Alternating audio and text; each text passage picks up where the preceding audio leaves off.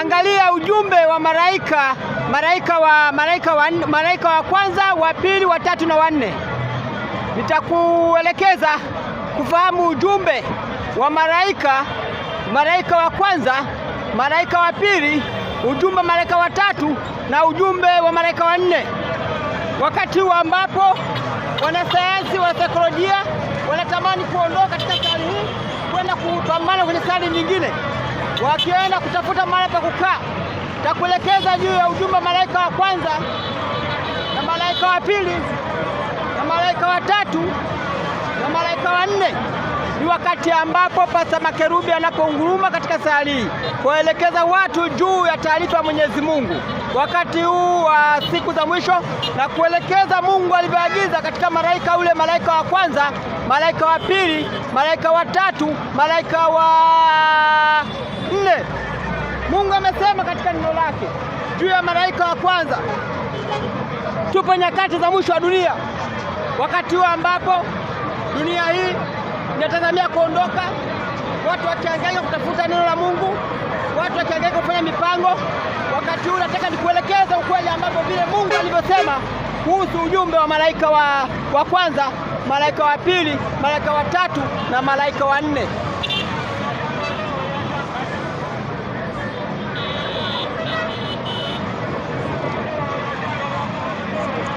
Basi unaweza ukawasha simu yako mahali popote ulipo. Pasta Makerubi anaunguruma katika dunia hii yote, mitandao YouTube, mahali popote katika dunia hii, ambapo kule Marekani watu wakijiandaa kwenda kwenye sayari nyingine, akiwepo katika mji huu wa Dar es Salaam, maeneo ya jiji la Dar es Salaam, akiunguruma mahali hapa Pasta Makerubi YouTube, ambaye Pasta Makerubi anakuelekeza juu ya malaika wa kwanza, malaika wa pili, malaika wa tatu na malaika wa nne. Ni wakati ambapo dunia hii ambao Mungu alisema ya kwamba itafanywa tupu kabisa. Ni wakati ambapo Mungu huwa anatumia watumishi wake kuelekeza siri yake ili watu watambue juu ya malaika. Basi unaweza ukakaa pembeni, kama una simu yako ya touch unaweza kuwasha, kama una radio yako unaweza kulikoni mahali popote ulipo. Tumetengeneza satellite ambayo watu wote tunaenda kujifunza ni sayansi ya teknolojia, ambapo Pasta Makerubi anapounguruma katika Tanzania, YouTube, duniani kote. Trump ananiona akiwa Marekani, Rais Samia Suluhu Hassan pale Ikulu ananiona. Pasta Makerubi anaangalia taarifa hizi. Pasta, unakwenda kufahamu, watu wote mfahamu juu ya malaika. Napokwenda kuelekeza, Putin ananiona akiwa kule Urusi. Pasta Makerubi anapounguruma katika sayari akielekeza juu ya malaika wa kwanza, malaika wa pili, malaika wa tatu na malaika yule wa nne.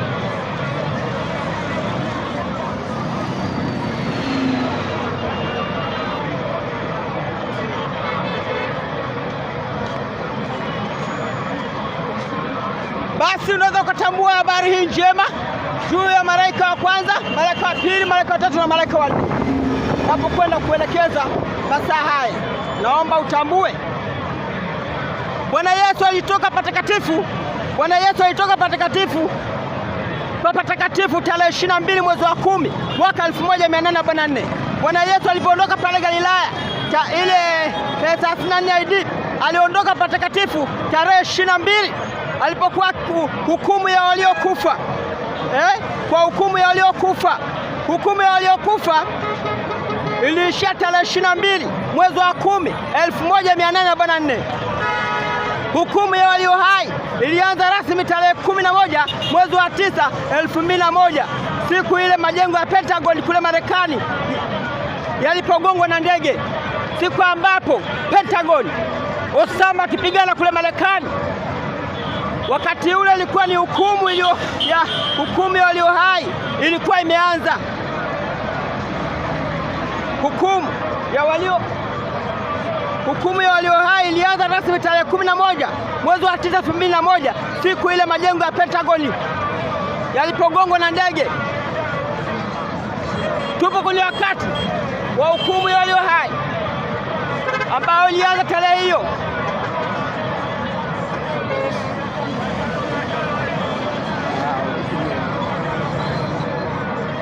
Mtu mwema wewe. Ngali endelee. Siku 2300 ilianza rasmi tarehe 22 mwezi wa 10 1844. Siku 2300 ilianza rasmi tarehe 22 mwezi wa 10 mwaka 1844. Danieli 8:14 na Danieli 7:9 mpaka 10. Siku 2300 siku hizo zilianza, siku 2300 zinaishia Ufunuo 13:16 mpaka 17. Siku 2300 zinaishia siku 2300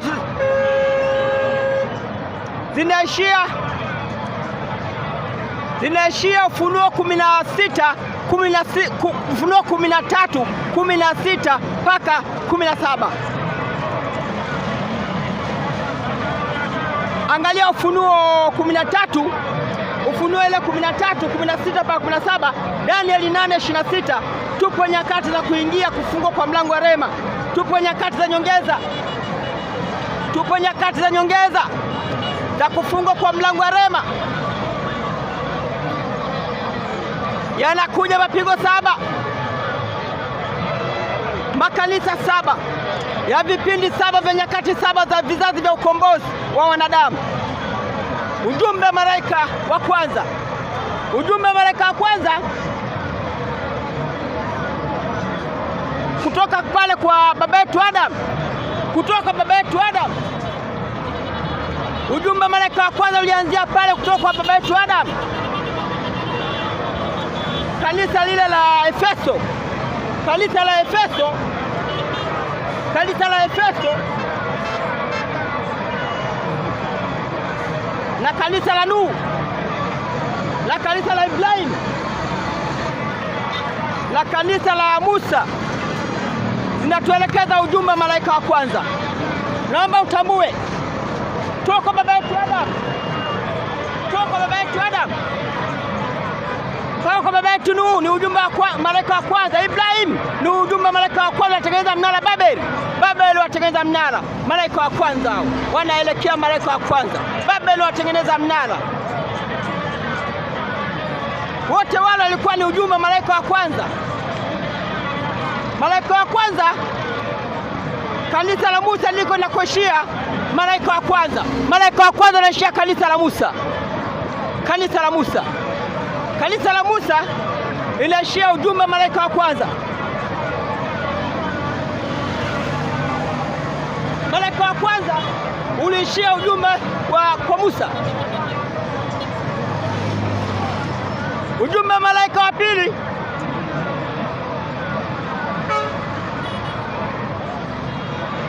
malaika wa pili ulianzia kanisa lile la Yesu alipokuja mara ya pili. Ujumbe wa malaika wa pili, ujumbe wa malaika wa pili ukiandaliwa na Yohana Mbatizaji akimwandaa atakaye kuja kuwapatia wanadamu juu ya ujumbe wa malaika wa pili. Malaika wa pili hawa walianzia kipindi kile cha Yohana. Elizabeth akaandaliwa nyikani kwa ajili ya kuleta ujumbe wa malaika wa kwanza. Malaika wa pili. Malaika wa pili hao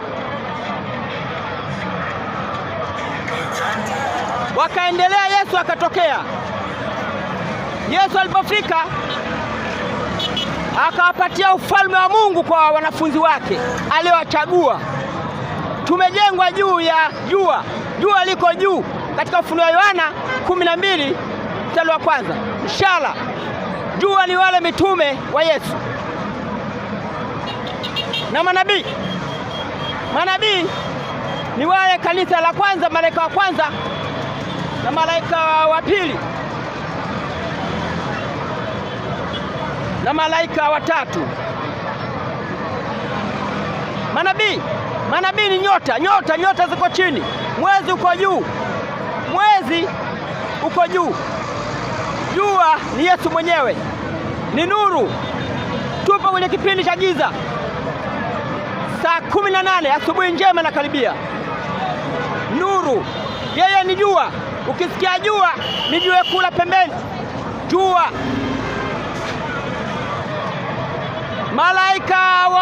malaika wa pili wakatuambia tuwasikilize wale mwezi mitume wake, mitume wa Yesu tuliojengwa nao. Msingi ulikuwa kwenye nyota. Aliwatuma manabii kina Elia wakapiga kelele. Malaika wale wa kwanza kina Elia, kina Musa wakamaliza, kina Nuhu wakapiga Injili. Mungu akakamilisha kijiji chake, akawapatia ujumbe zake malaika wale wa kwanza. Malaika wa pili wakapewa ujumbe. Walipopewa ujumbe malaika wa pili, malaika wa tatu, kanisa la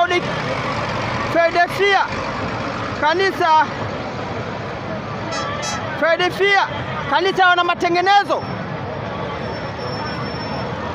Baada ya kuwa wale mitume, malaika wa pili wakauawa, wakachukua malaika watatu wana matengenezo.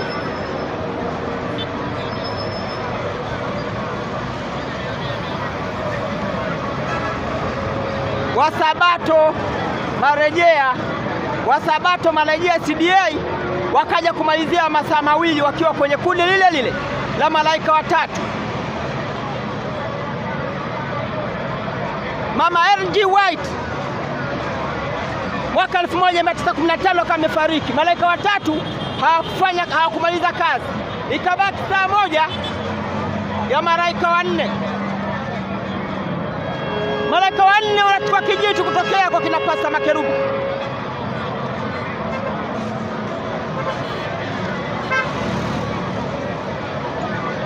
Ujumbe wa malaika wanne anafunga historia ya dunia hii.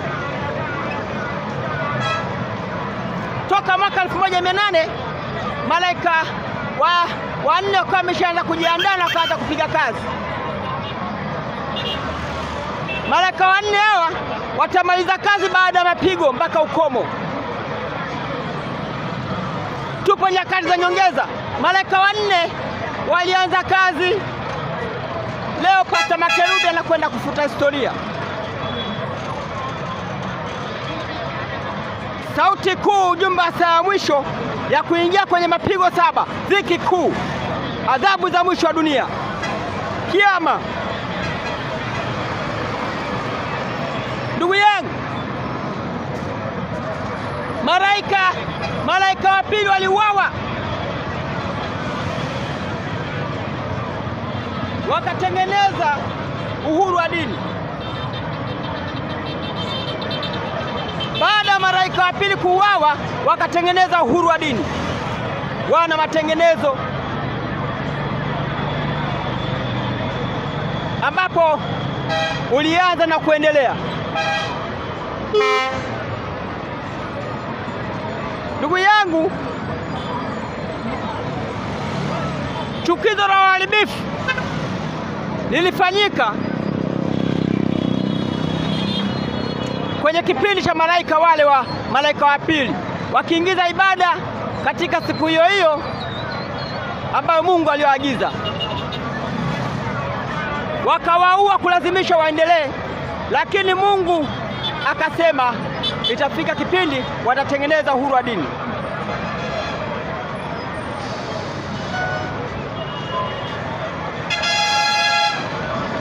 Basi na kueleza kwamba malaika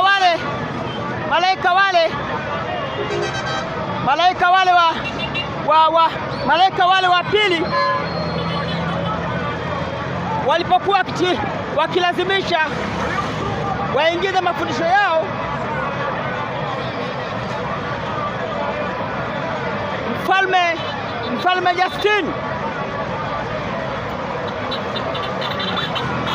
Mfalme Justini alimpa papa mamlaka ya kutawala Roma. Wakati alipokubali kwamba papa atawale makanisa yote ya Kikristo duniani, upapa ulianza rasmi mwaka 538. Upapa ulianza rasmi mwaka 538 AD wakati mfalme mkuu Belshazzar alipowafukuza Waostrogoth kutoka Roma. Roma ikampa kiti cha enzi na unabii wa Biblia ulitabiri hili unabii wa Biblia miaka mamia kabla haijatokea hili. Mungu alitabia kutokea mwaka 538 AD. Upapa ulitawala kwa miaka 1260 hadi mwaka 1798. Wakati kitu kilichotarajiwa kilipotokea, papa akakamatwa mateka na kuwekwa gerezani. General Leperaus aitwaye Bese alikamatwa papa na kupelekwa Ufaransa na baadaye alikufa.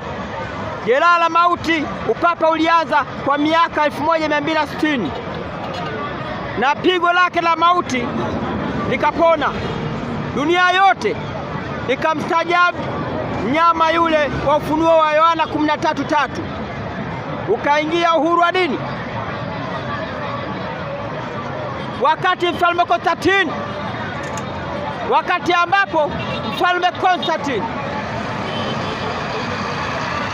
alipokuwa Mkristo, Ukristo ulikuwa ni dini ya taifa. Maelfu ya waabudu jua walipoingia ndani ya kanisa walianzisha kugawanyika. Wengi wa viongozi wake wa juu walikuwa ni waabudu jua.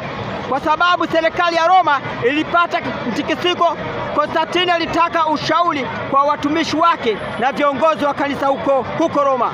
Tunafanya nini? Tutawezaje kuungana? Tutawezaje kuungana na kuifanya serikali kuwa sawa? Baraza la viongozi wa kanisa liliitishwa ili kupitisha amri ya Jumapili. Hivyo ni kumlazimisha mtu kuacha kazi na kuitii Jumapili. Hivyo ndivyo ilivyokuwa ilipowaridhisha wapagani waabudu jua na iliwaunganisha wapagani wa Kristo na wafalme wa Roma. Mwaka 321 tarehe 7 mwezi wa 3 mwaka 321, Konstantini alipeleka mapendekezo kwa viongozi wa kanisa ili kupitisha sheria ya Jumapili.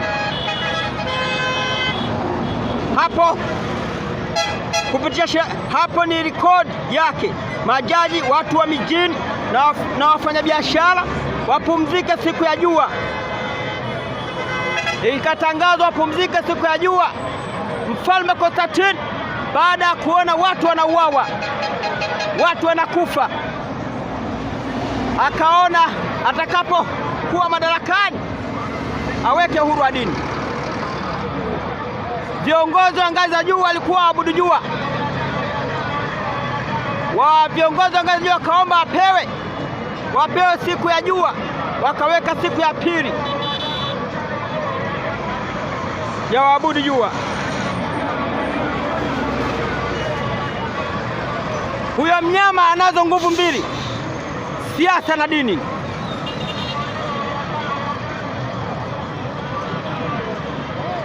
Siasa na dini. Katika Ufunuo wa Yohana 13:4 alibadili sheria ya Mungu Danieli 7:25. Alibadili sheria ya Mungu ya Danieli 7:25, yeye kwa kuoa mitume na kuendelea.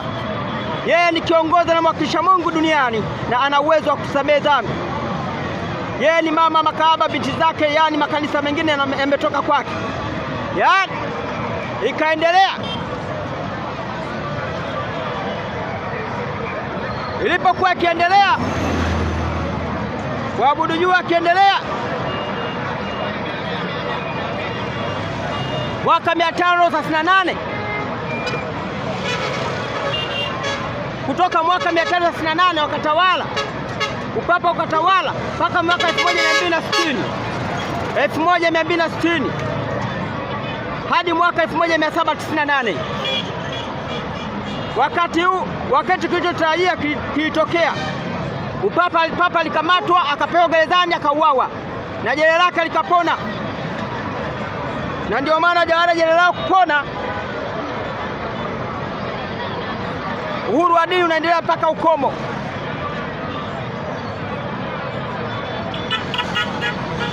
Ni wakati ambapo uhuru wa dini huu ulisema kwamba utaendelea,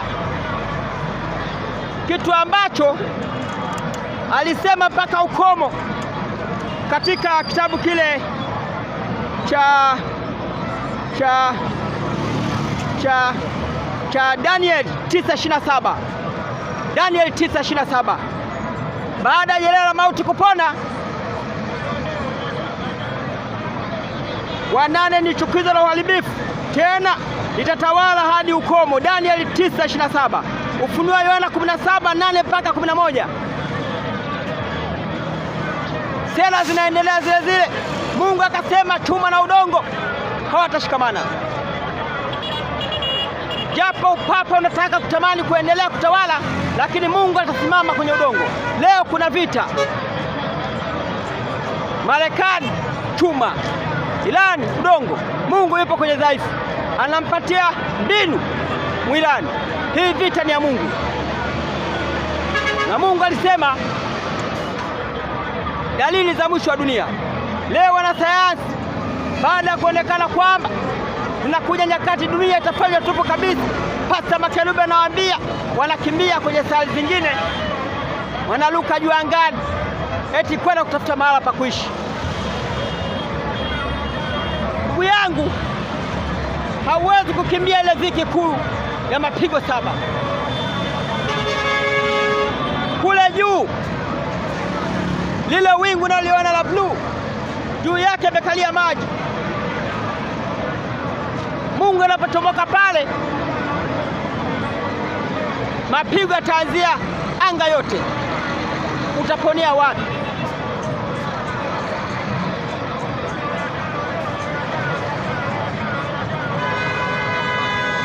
Ndugu yangu, nataka nikuelekeze ufahamu ya kwamba tupo nyakati za nyongeza. Kama ni dakika 90 zimekwishaisha, tupo nyakati za ziada. Fanya maamuzi ni wakati wa kuchagua kumtii Mungu au kutokumtii. Kitabu kile cha Ufunuo Yohana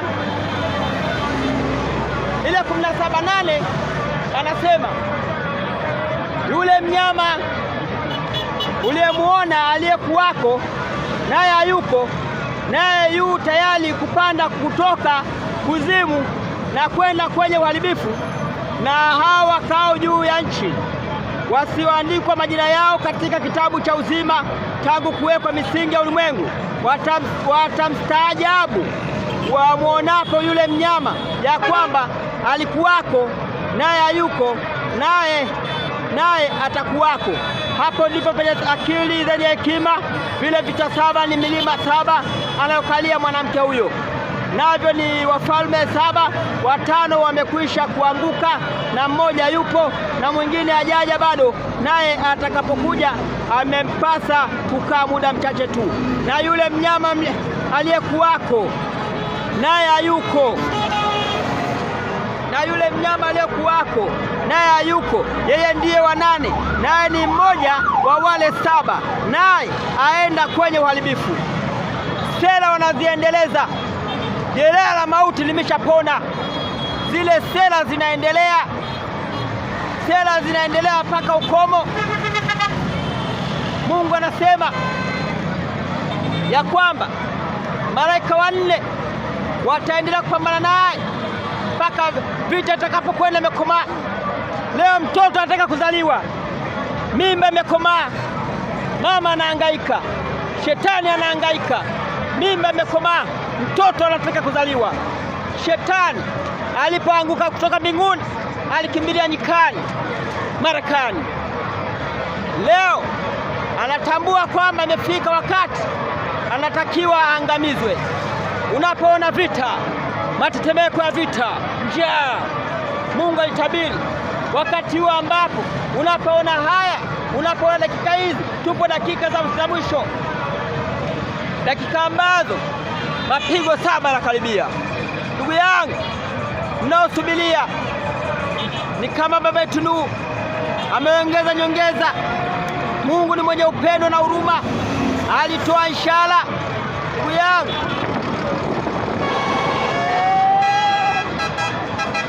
kubali leo kumtii Mungu. Ni bora kumtii Mungu ni wakati ambapo unapaswa umtii Mungu. Tupo dakika za mwisho. Danieli 9:27 amekwambia huyo mnyama atatawala hadi ukomo. Ndugu yangu,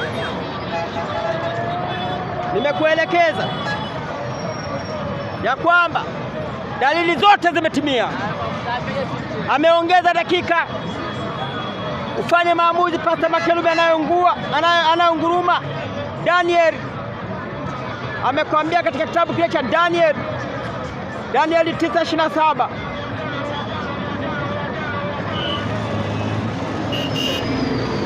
Danieli 9:27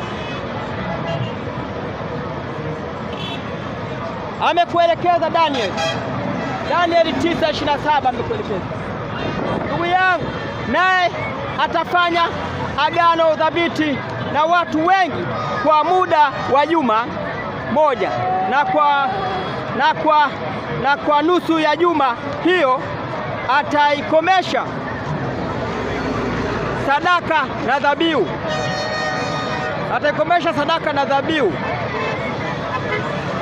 na mahala pake litasimama chukizo la uharibifu, na hivyo hata ukomo, na ghadhabu iliyokusudiwa imemwagwa juu yake mwenye kuharibu. Ndugu yangu, nimekuelekeza. Jeraha la mauti limepona. Kwa hiyo vita inayoendelea itakomaa. Yanapokuja mapigo, mlango wa rehema umefungwa. Tupo nyakati ambazo za Ufunuo Yohana 18:1-5 na za Ufunuo Yohana 15:8. Makanisa ya malaika wanne yamejaa moshi. Ufunuo Yohana 15:8, makanisa, nyumba za ibada leo Mungu anaona kichefuchefu, zimejaa moshi. Hakuna mafundisho, ni mafundisho ya uongo. Umeanguka Babeli, machafuko ndani ya makanisa.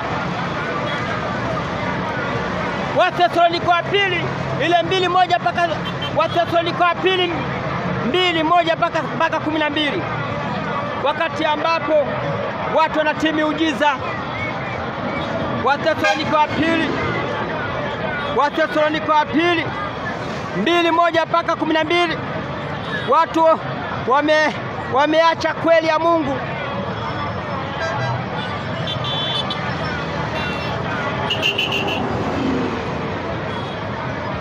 Wamefuata udhalimu, wamefuata kubarikiwa, wamefuata miujiza hiyo. Wakati huu ambapo Wathesalonike wa pili 2 watu wakaendelea kufuata miujiza badala ya kumtii Mungu, watu wanafuata miujiza. Ndugu yangu, tupo nyakati ambazo dunia hii ambao Mungu ameagiza itafanywa tupu kabisa na kuharibiwa vibaya.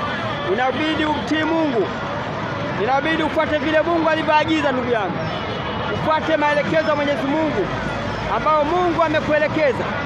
Ufuate kweli yake, kweli ambayo itakuweka huru. Anasema kitabu cha Wathesalonike wa pili 2:1 mpaka 12. Basi ndugu, tunakusihi kwa habari ya kuja kwake Bwana Yesu Kristo na kukusanyika kwetu mbele zake, kwamba msifadhaishwe upesi hata kuiacha nia yenu, wala msitishwe kwa roho, wala kwa neno, wala kwa waraka unaodhaniwa kuwa ni wetu, kana kwamba siku ya Bwana imekwisha kuwapo. Mtu awe yote asiwadanganye kwa njia yoyote, maana haiji isipokuja kwanza ule ukengeufu, akafunuliwa yule mtu wa kuasi. Leo tunafunua yule mtu wa kuasi, mwana wa uharibifu, Yule mpingamizi aliinua nafsi yake juu ya kila kiitwacho Mungu ama kuabudiwa. Hata yeye mwenyewe huketi katika hekalu la Mungu akijionyesha nafsi yake kana kwamba yeye ndiye Mungu. Maana ile siri ya kuasi hivi sasa inatenda kazi,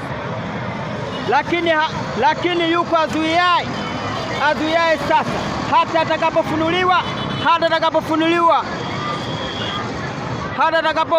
atakapoondolewa. Hapo ndipo atakapofunuliwa yule asi ambaye Bwana Yesu atamuua kwa pumzi ya kinywa chake na kumwangamiza kwa ufunua kuwapo kwake. Yule ambaye kuja kwake ni kwa mfano wa kutenda kwake Shetani kwa uwezo wote na ishara na ajabu za uongo na katika madanganyo yote ya udhalimu kwa hao wanaopotea, kwa sababu hawakukubali kuipenda kweli ili wapate kuokolewa. Wamekataa kweli ili wapate kuokolewa.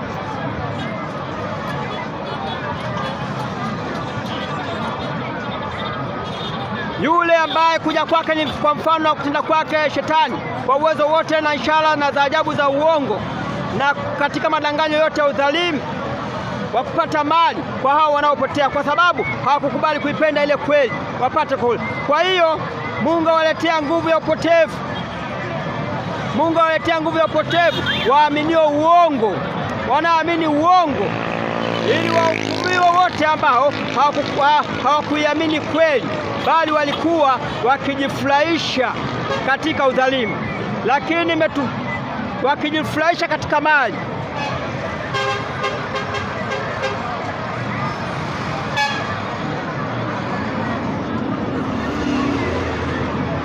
Tupo saa ya mwisho, saa ambayo wanadamu inatupasa tumtii Mungu,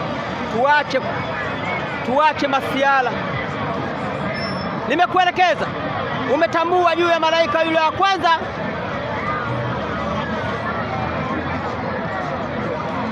umetambua juu ya yule malaika wa kwanza na malaika wa pili na malaika wa tatu. Nimekuelekeza juu ya malaika wa kwanza ambao walianzia pale kwa baba yetu Adam mpaka kwa baba yetu Musa,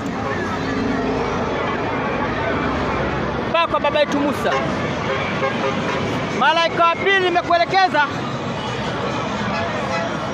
walianzia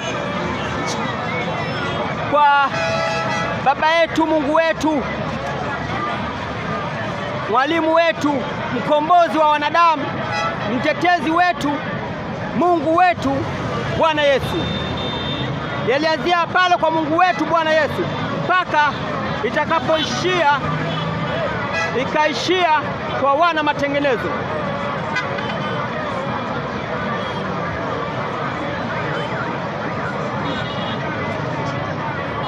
Kwa kanisa la Yesu walipooa wale mitume, Konstantini akatengeneza uhuru wa dini. Wana matengenezo wakaja na uhuru wa dini.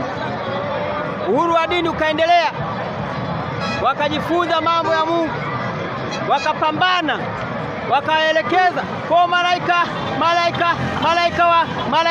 malaika watatu. Wana matengenezo walipoanza toka ule mwaka 500 wakipambana, mwaka 600 wana matengenezo wanatoka. Wasabato watu 50 wakatoka mwaka ule wa 600. Mwaka 700 anatokea Mtume Muhammad. Kina Martin Luther wanaikuta Biblia imefungwa na miololo. Kina Martin Luther, kina Miriam Miller wanapambana, wakapambana. Wasabato marejea SDA wakaanza kina Miriam Miller, wakaendelea, wakaja kufunga ukurasa kina Ellen G. White. Mwaka 1915 wakawa wamefariki, wakaishia kati hapo mwaka wa 1900.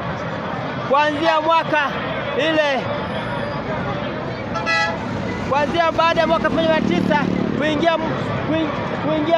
kuingia miaka mingine wakaendelea mpaka wakaingia malaika wa saa moja wanaomaliza malaika wa 4 wale wakaendelea wakapambana mpaka pasta makerubi malaika wa 4 tunaenda kufunga kazi kwa mujibu wa ishara ambayo Mungu ametuelekeza. Ndugu yangu, nimekuelekeza, nimekupambanulia vizuri kabisa ya kwamba Bwana Yesu alipoondoka duniani, Bwana Yesu alipotoka hapa duniani ilikuwa mwaka 34 AD. Mwaka 34 AD. Alipaa na wingu pale Galilaya. Alipaa na wingu pale Galilaya. Akaingia patakatifu kwa ajili ya hukumu ya waliokufa. Akianza na hukumu waliokufa, hukumu ya waliokufa iliishia tarehe 22 mwezi wa 10 1844. Tarehe 22 mwezi wa 10 1844 hukumu ya waliokufa ikawa imeisha. Hukumu ya walio hai ilianza rasmi tarehe 11 mwezi wa 9 2001. Mungu alianza na hukumu ya walio hai tarehe 11 mwezi wa 9 2001. Hukumu ya walio hai. Hukumu ya walio hai hii itaishia wakati wa sasa, ambapo makanisa sasa yameshafungiwa mlango wa rehema, yanaendelea. Tokeni kwake enyi watu wangu, msishiriki dhambi zake. Malaika wanne Babeli, machafuko kwenye makanisa. Hukumu ya walio hai itaishia kwenye mapigo 7. Utakapoona majipu, hukumu ya walio hai imeisha. Mlango wa rehema umefungwa kwa dunia nzima. Chukizo la uharibifu ilipopona linaendelea mpaka ukomo. Siku 2300 zilianza rasmi tarehe 22 mwezi wa 10 1844. Siku 2300 zilianza rasmi tarehe 22 mwezi wa 10 1844. Danieli 8:14. Danieli 8:14 na Danieli 7:9 mpaka 10. Angalia siku 2300. Siku hizo 2300 zinaishia Ufunuo wa Yohana 13:16 mpaka 17 na Danieli 8:26. Tupo nyakati za kuingia kufungwa kwa mlango wa rehema. Ufunuo 16:1 mpaka 17. Mapigo 7. Adhabu za mwisho wa dunia. Ndugu yangu, tupo dakika za mwisho ya dakika za nyongeza. Fungua kitabu kile cha kufungwa kwa mlango wa rehema siku 2300. Fungua kitabu kile cha Ufunuo wa Yohana 13:16 mpaka 17. Ufunuo wa Yohana 13. Ufunuo wa Yohana 13. Ninakwenda kumaliza. Ufunuo wa Yohana 13. Tupo nyakati za nyongeza. Ufunuo wa Yohana 13:16. Ufunuo wa Yohana, angalia kitabu chako wakati wa sasa, katika kitabu kile cha Ufunuo wa Yohana 13:16 mpaka 17. Ufunuo wa Yohana 13:16. Naye afanye watu wote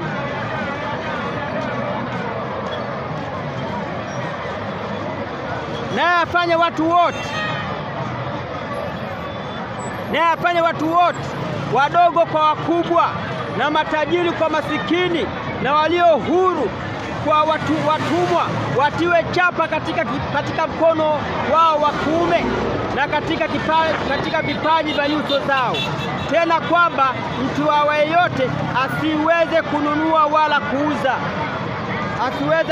wala kuuza isipokuwa anachapa ile, yaani jina la mnyama yule au hesabu ya jina lake. Hapo ndipo penye hekima yeye aliye na akili, na hesabu ya mnyama huyo. Maana ya hesabu maana yake ni hesabu ya kibinadamu, na hesabu yake ni 666.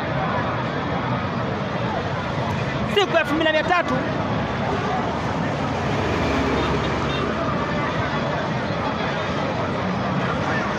zimeendelea baada ya uhuru wa dini. Kipindi cha uhuru wa dini ni siku 2300. kizazi hiki, malaika huyu wa 4 pasa makerubi, malaika wa 4 anafunga historia ya dunia hii. Usipomsikiza makerubi hata afufuke Yesu, Musa na Elia, mitume na manabii, hautaelewa. Wanasayansi wamegundua, pasa makerubi anasema dunia hii itafanywa tupu kabisa. Wamekimbia kwenye sayari zingine, wakienda kwenye sayari zingine, wakijua ya kwamba kwa kuwa dunia itafanywa tupu kabisa na imeharibika, basi waingie kwenye sayari dunia nyingine. Ndugu yangu, kule angani hautaweza. Mungu alivyotengeneza dunia hii, aliweka, ilikuwa ni maji. Dunia ilikuwa ni maji. Akaweka mbingu, akasema iwepo anga katikati ya maji. Likashuka mbingu, anga liwepo, likabeba likapanda mpaka kule juu.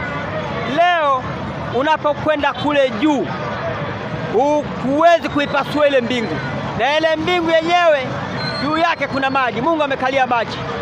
Anapochomoka kule, anapokuja, wewe utaenda kukaa kwenye sayari gani? Kule juu hakuna hewa wanadamu kukaa. Kwa hiyo wewe unapovuka ule mwezi kwenda kule kuishi, hautaweza. Hata kama utakaa juu ya mwezi kule, mapigo yanaanzia huko. Huwezi kukimbia mapigo 7. Utakimbia vita nyuklia. Leo mtakimbia nyuklia, lakini mapigo 7 hautaweza kuyakimbia. Leo wanakimbia manyuklia, wanakimbia mavita. Ndugu yangu, nyuklia, vita ni sheria za Mungu na imani ya Yesu. Ndugu yangu, muangalie mitume wa Yesu, matendo ya mitume. Tupo nyakati ambazo za kuangalia matendo, kuangalia mitume wa Yesu wamefanyaje, kuangalia mitume wa Yesu wameendaje. Nimekuelekeza kiusahihi wakati ambapo nakwenda kufunga ya kwamba tupo nyakati ya saa za mwisho. Tupo nyakati ambapo dunia inajiandaa kuondoka. Tupo nyakati ambazo za kukaa sawa. Tupo nyakati ambazo za kujiandaa kutafuta uzima wa milele. Tupo nyakati ambazo za kupambana kufahamu mambo ya Mungu vizuri. Tupo nyakati ambazo za kujifunza neno la Mungu. Mungu anaongea na watu kwa neno lake. Mungu anaongea na watu kwa kutumia maono. Leo unapomwona Pasta Makerubi au sauti hii, ujue ni sauti ya Mungu. Unaposikia unatolewa unabii. Mungu ongea na watu kwa unabii. Zilikuwa nyakati zile za baba yetu Nuhu akasema itakuja mvua, na mvua ikaja. Pasta Makerubi anasema yatakuja mapigo 7, na kweli yatakuja. Mungu alitoa ishara, akaelekeza juu ya dalili za siku za mwisho.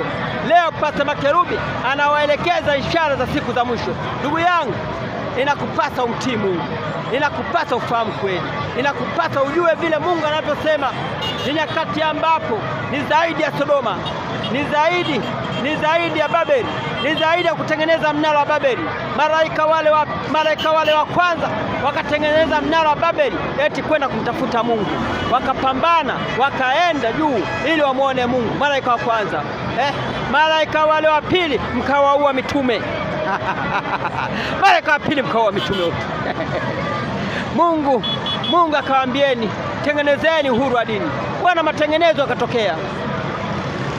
Baada ya kutokea na matengenezo, leo tunaendelea mpaka ukomo. Malaika watatu wana matengenezo, malaika watatu wakapambana, tuko malaika 4. Mungu sio muongo. Mungu anapofanya mambo yake anaelekeza kiunabii kutoka huko nyuma. Ndugu yangu, naomba uweze kutambua tupo saa ya mwisho. Miaka 6,000 ya kuishi kwa wanadamu duniani imekwisha. Ile miaka 6,000, maana yake mwaka 7,000 ni alama ya ukamilifu, utimilifu wa jambo. Alama. Miaka 7,000 tunaenda kukaa kwenye kambi. Miaka 1,000. Kuanzia kwa baba yetu Adam, malaika wa kwanza, mpaka kuja kwa Bwana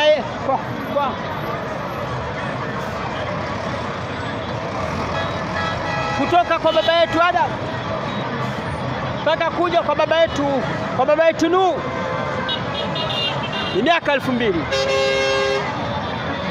Miaka 2000 malaika wale wa kwanza tengeneza Babeli, miaka 2000 ya kwanza toka kipindi kile cha baba yetu Adam mpaka baba yetu Nuhu miaka 2000. Kutoka kwa baba yetu Nuhu mpaka kwa baba yetu Yesu, mpaka kwa baba yetu Yesu miaka 2000. Tokea pale kwa baba yetu Yesu mpaka kuingia kwenye kipindi tulichokuwa nacho kwa Pastor Makerubi miaka 2000. Miaka 2000 ya baba yetu Nuhu ukijumlisha na miaka 2000 ya baba yetu Yesu ni miaka 4000. Kutoka baba yetu kuingiza miaka 2000 kutoka kwa Makerubi ni miaka 2000, inakuja miaka 6000. Miaka 6000 imeisha. Tupo nyakati za saa ya mwisho, tupo nyakati za kufungwa kwa mlango wa rehema, tupo nyakati ambazo dunia inajiandaa kuondoka, tupo nyakati ambazo saa hii inaondoka, tupo nyakati ambazo injili inapigwa mijini, vijijini, habari njema inaendelea. Tupo nyakati ya kuyaga saa hii. Jipange, tupo saa ya mwisho, tupo saa ya mwisho, saa hii ya kufahamu ukweli wa Mungu, saa hii ya kujua habari njema, saa hii ya kufahamu mbali ambayo Mungu aliyosema, ya kufahamu ukweli. Tupo kwenye uhuru wa dini. Wanasayansi wanajidanganya kwenda huko juu mwezini, wanajidanganya kujua mambo haya. Wakati huu ni wakati wa saa ya mwisho, wakati huu ni kufungwa kwa mlango wa rehema, wakati huu ni wakati ambapo dunia inaondoka, wakati huu ni wakati ambapo saa dunia ambayo tunajidai sasa, ambao kila mtu anajifanya anajua, ni wakati ambapo dunia hii ambao Mungu aliposema itakuja kipindi ambacho mwenye kuzini azidi kuzini, mlango wa rehema umeshafungwa. Niko Gosheni, Pastor Makerubi yuko Gosheni. Wakati huo ambapo maono haya unamwona Pastor Makerubi akiendelea kuhubiri, akiendelea kuelekeza watu, akiendelea kuyasema yale Mwenyezi Mungu. Ni wakati ambapo unatakiwa ufahamu ukweli wa Mungu, unatakiwa ufahamu vile Mungu alivyosema, ili na wewe naye siku zinakuja ufahamu yale vile ambavyo Mungu anavyotaka.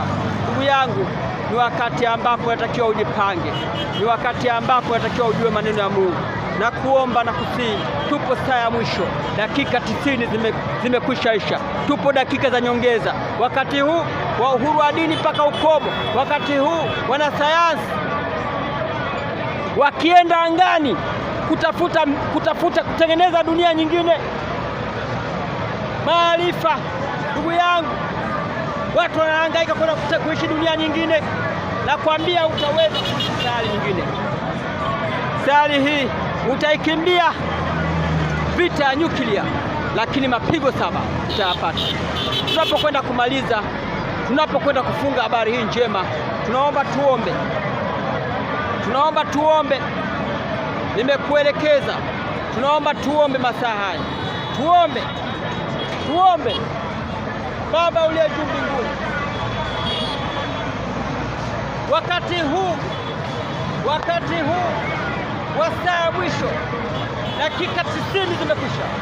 Wakati huu tunapojiandaa kuingia kwenye saa zingine, tusaidie na sisi pia tupate uzima. Dakika hizi ambazo Mungu anajiandaa kuifuta dunia hii, Mungu anajiandaa kusambatisha saa hii, Mungu anajiandaa kuiondoa dunia hii, Mungu anajiandaa kuifuta dunia hii. Watu wafahamu ukweli wako, watu wajue neno lako, watu wajue unachosema, watu wajue nini unachotaka, watu wajue Bwana Yesu waokoe. Ulisema kundi kubwa katika Ufunuo wa Yohana ile 10, Ufunuo wa Yohana ile 7:1 mpaka 14, malaika ambao wameshikilia mbingu, upige muhuri kwa watumishi wako ambao ni kundi kubwa waarikwa, kundi kubwa ambao watakaotoka kwenye ile dhiki kuu ya mapigo 7, kama ilivyokuwa kipindi cha Musa kwenye mapigo 7. Kuna dhiki kuu inakuja, dhiki ambayo dunia hii itafanya tupu kabisa. Pastor Makerubi anaunguruma masaa haya, tutetee, piga muhuri masaa haya, wasikie sauti yako Pastor Makerubi unapotumia katika maono haya. ya kuongea nao. Sema nao watumishi wako kwa ndoto, wanapokuwa wamelala, wasikie ndoto yako, wasikie maneno yako, wasikie wamuone Pasta Makerubi anaunguruma. Ndugu zangu, saa imeisha, saa imeisha. Wakazi wa dunia hii, saa imeisha.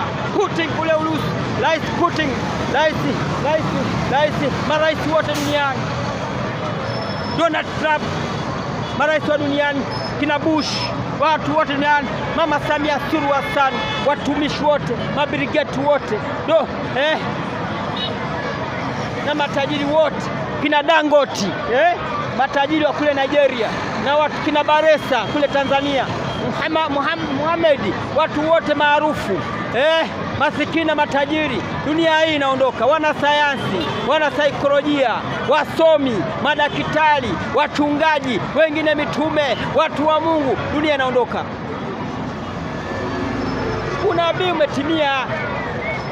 Mungu mkuu, Baba wa milele, Mfalme wa falme, uwezo wa yote, tetei, tusaidie watu wako, uwaokoe. Tunaamini ya kwamba utatetea. Baba yetu wetu mbinguni, jina lako tukufu, ufalme wako uje, mapenzi yako yatimizwe hapa duniani kama huko mbinguni. Utupatie leo riziki yetu, tusamehe deni zetu kama sisi nasi tusamehe wadeni wetu, usitie majaribuni, lakini tuokoe na yule mwovu. Kwa kuwa ufalme ni wako na nguvu na utukufu hata milele. Amina. Basi wakati huu ambapo unapotaka kujifunza habari hizi njema, ingia YouTube, andika Pasta Makerubi. Pasta Makerubi, usiruke nafasi. Pasta Makerubi ambaye ndio mimi nimekuelekeza pata uzima milele. Unaandika Pasta Makerubi, Pasta Makerubi, inafunguka. Tumetengeneza satellite ambayo tunahubiri angani, mahala popote ulipo. Kama umejificha chumbani, chini ya uvungu, mahala popote katika dunia hii, utamwona Pasta Makerubi. Wewe ukiwa na simu yako ile kubwa au kompyuta yako ile kubwa, unafungua, unamwona Pasta Makerubi. Unaweza ukachukua mafundisho yote ukaingiza kwenye memory card, ukawa unajifunza, ukaedit. Unachukua mafundisho kutoka mwezini, kutoka kwenye satellite. Unaweza ukachukua mafundisho kutoka kwenye satellite, halafu ukaweka kwenye flash yako, kwenye memory card yako, ukawa unajifunza. Wale ambao wanatumia kurusha vipande, kuna mafundisho mengi. Unachukua vipande, unaweka kwenye mabodaboda huko, mapikipiki.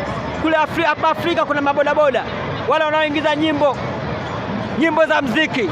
Chukua vipande vidogo vidogo vinavyokufaa, uwaelekeze watu mahala popote katika dunia hii. Kama una TV yako kubwa, unaingiza kwenye flash, unaangalia nyumbani. Wakati huu ambapo tunajifunza kidigitali, unajifunza ukiwa nyumbani. Basi tunaomba muweze kutambua hilo na kuelewa. Tupo saa ya mwisho. Tunaomba yote ni katika jina la Yesu. Amina.